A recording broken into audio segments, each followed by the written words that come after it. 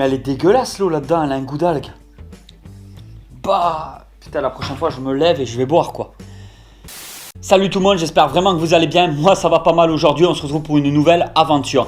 Je vais vous parler aujourd'hui dans cette vidéo des différents terrariums. Quel est le meilleur terrarium du monde pour avoir un élevage de reptiles? Attention, cette vidéo c'est pour tout, hein. Ça veut dire que ça soit pour les serpents ou les lézards. Voilà, que ça soit du pogona, du dragon d'eau, du python régus, de l'anaconda, tout ce que tu veux. Voilà. Tout ce qui est serpent, tout ce qui est lézard, ça s'apparente à tout ça, c'est sur cette vidéo. Je vais te donner mon point de vue aujourd'hui, comment choisir son meilleur terrarium, pourquoi, les conditions d'élevage et un petit peu l'expérience personnelle de tonton. Il est important de prendre plusieurs critères en compte quand on veut un nouveau terrarium. Alors déjà, suivant l'animal, bien évidemment, que vous allez choisir. On reçoit trop de messages, je reçois trop de commentaires, que ça soit sur Instagram, sur YouTube, sur Facebook. Je vois trop sur les groupes Facebook, sur des forums, des personnes qui disent, admettons, j'ai un terrarium de temps par temps, j'aimerais avoir un animal, qu'est-ce que je peux mettre dedans? Non, si tu fais de la terrario, je t'en supplie, tu prends un animal parce que tu le kiffes, parce que tu t'es renseigné avant, parce que celui-là que tu veux, que tu aimes et que tu vas garder pendant des années, des années, des années. C'est pas j'ai un terrarium de dispo, qu'est-ce que je peux mettre dedans? C'est plutôt j'aimerais cette espèce-là, c'est à moi de m'adapter et de lui trouver le meilleur environnement possible. Mais arrêtez, je vous en supplie, c'est culette, en culette que ça me gave de voir toujours des gens dire j'ai un terrarium de 45 par 45, qu'est-ce que je peux mettre dedans? J'ai rien contre toi, tu le sais, mais tu le sais que tonton il t'aime. Mais c'est vraiment pour te dire, c'est abusé. C'est un animal, les reptiles, ça vit plusieurs années, ça peut vivre 15 ans, 20 ans, 30 ans, 40 ans, suivant le reptile que c'est. Ne me sors pas ça, ne me dis pas j'ai un terrarium de disponible, qu'est-ce que je peux mettre dedans? Pose-toi les bonnes questions. J'ai une chambre supplémentaire chez moi. Quelle femme je pourrais mettre dedans? Où je peux la trouver dans la rue? Ça marche pas comme ça la vie. C'est pas comme ça que ça marche. On prend pas un reptile en fonction de nos disponibilités. On prend un reptile parce qu'on le veut vraiment. On le kiffe. Bon voilà, je viens de poser les bases.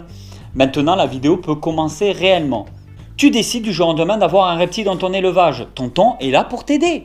Alors, quand tu vas choisir un reptile, il faut être sûr de l'espèce que tu vas choisir. Et ensuite, tu choisiras le terrarium en fonction de ton animal. Ne me fais pas dire ce que je n'ai pas dit. Je ne t'ai pas dit d'aller acheter ton animal et d'après choisir le terrarium. Je t'ai dit de te focaliser sur une espèce qui t'intéresserait, de voir les pour et les contre, les inconvénients, les avantages, et ensuite de voir chez toi, d'aménager le terrarium, tout ce qu'il faut en fonction, et ensuite tu fais venir ton animal. Voilà comment ça marche. Il existe plein de terrariums différents. Il y a des terrariums type plutôt terrestre, donc sur la longueur, sur la largeur, etc. mais pas sur la hauteur. Il y a des types de terrariums dits arboricoles où on va augmenter la hauteur. Il y a des types paludarium où on peut avoir ce genre-là avec plus ou moins ce genre-là, mais c'est pas tout à fait comme ça tous. Mais bon, c'est juste pour te dire qu'il y a une partie eau, une partie un petit peu arboricole. Voilà, on peut partir aussi sur du flexarium, principalement pour maintenir des caméléons en captivité. On m'a d'ailleurs demandé plusieurs fois, c'est quand j'allais avoir un caméléon. C'est vrai que je ne me souviens pas avoir fait vraiment de vidéos sur les caméléons, à part les vidéos sur Planète Exotica. Mais c'est pas en projet, voilà, c'est des animaux que j'adore, mais que je ne me vois pas maintenir moi personnellement. Voilà, je ne suis pas hyper fan des caméléons. Et si j'aime vraiment ça, c'est pas pour autant que j'en aurai en captivité. Parce que je me sens peut-être pas toujours capable d'assumer les animaux qui m'intéressent. Des flexariums, c'est pour les caméléons. Parce que les caméléons, ils n'aiment pas trop voir leur reflet dans une vitre. Donc il faut éviter. Donc on part sur des flexariums. C'est un petit peu grillagé tout ça. Les caméléons aiment vraiment une bonne, très bonne aération, donc c'est pour ça que l'air doit très bien circuler, ils ne doivent pas se sentir un peu renfermés, il faut quand même que l'air circule bien, donc il y a des flexariums pour ça. Donc suivant l'animal que tu veux maintenir, tu vas te baser déjà sur les terrariums type arboricole un petit peu aquatique, partie eau, type vraiment terrestre avec une grande surface au sol, ou type flexarium pour par exemple les caméléons. On va partir un petit peu sur les théories de Tonton. Il y a un truc un peu qui énerve Tonton en ce moment, c'est les terrariums type arboricole qu'on peut retrouver en magasin. Voilà, il y en a, ils veulent mettons maintenir du gecko à crête, ils vont prendre un terrarium de type arboricole, et il y en a certains qui vont avoir du Python Régis qui vont pas vouloir monter la hauteur. Et c'est là que vous vous trompez totalement, parce que dans le commerce, allez, je connais pas les tailles là, plus ou moins, mais dans le commerce, je te parle pas de terrarium que tu fabriques toi, je te parle de terrarium qui se trouve dans le commerce.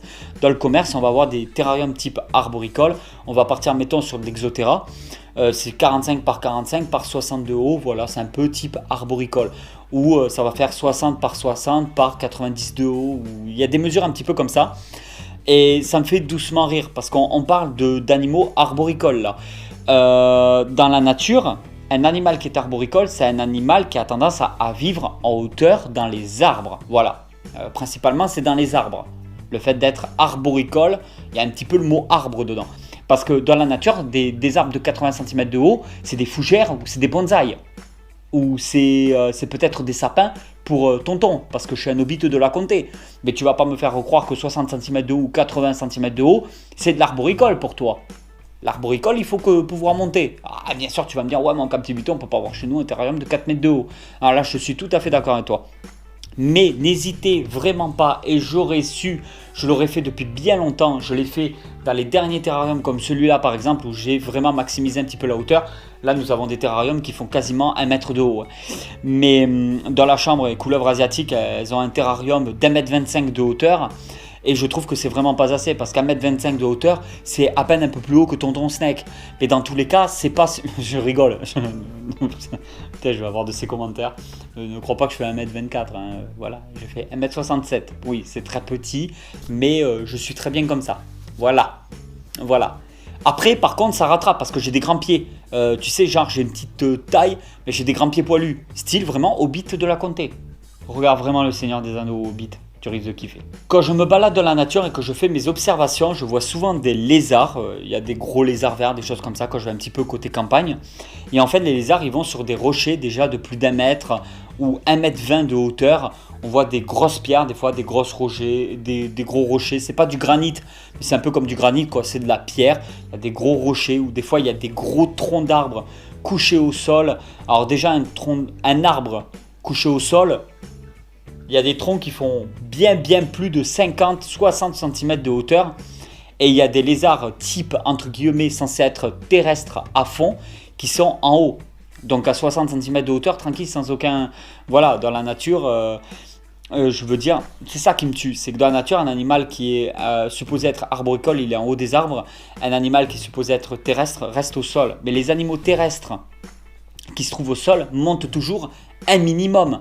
Et ça, il faut vraiment, si tu as chez toi la place d'avoir un grand terrarium et que tu préfères prendre du 50 cm de haut pour, mettons, du 1 mètre ou 50 ou du 2 mètres de longueur, si tu crées toi-même ce terrarium-là, que tu le fais que sur 50 ou 60 de haut, franchement, tire à 1 mètre, tire à 1,25 m, tire à 1,50 m, tu t'en fous.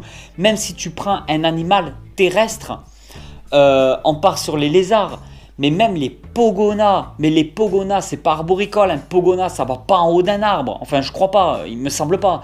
Mais en captivité, un terrarium d'1,50 m bien aménagé, je suis sûr qu'il y a moyen d'avoir des pogonas en hauteur sur 1,40 m de hauteur facile. Et ça, je trouve que c'est dommage, ceux qui se fabriquent des terrariums. Après, dans le commerce, les tailles, c'est des tailles plus ou moins basiques qu'on retrouve partout. Mais quand tu crées toi-même un terrarium, si tu peux, franchement, monte la hauteur. Les animaux se porteront que mieux. On a tendance à croire que non, mais tes animaux vont vraiment monter en haut. Je te garantis qu'ils vont monter en haut. Et en plus de ça, c'est bien pour les différences de température. Il faut savoir que la chaleur monte. Donc dans un terrarium, si tu as un terrarium de 50 ou 60 cm de hauteur, que tu chauffes en plus par le haut, alors tu vas te retrouver avec une source de chaleur vraiment à une certaine limite en haut du terrarium et pas vers le bas. Et si tu as un terrarium qui se base un petit peu beaucoup plus même sur la hauteur, tu peux mettre, mettons, tout dépend de l'animal bien entendu, mais tu pourrais mettre, admettons, suivant l'animal, une source de chaleur comme une lampe chauffante vers tout en haut, admettons, et une autre lampe chauffante plus bas à un autre endroit. Et en fait, le but, c'est d'avoir variation de température. Un bon terrarium, il doit toujours y avoir un point chaud et un point froid.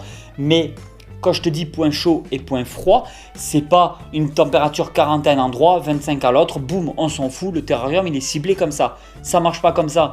Plus le terrarium sera grand, plus tu l'aménageras bien, parce que alors là, ceux qui disent ouais, très grand terrarium, mettre un bébé serpent dedans, il va jamais vouloir manger, c'est de la bêtise, il va se perdre, etc. Dans la nature, la place n'est pas limitée, c'est pas vrai. J'ai vu dans la nature des petits serpents, mais tout petits. J'ai vu de la couleuvre à collier, magnifique, petite couleuvre à collier, genre limite sortie de l'œuf au bout d'une semaine.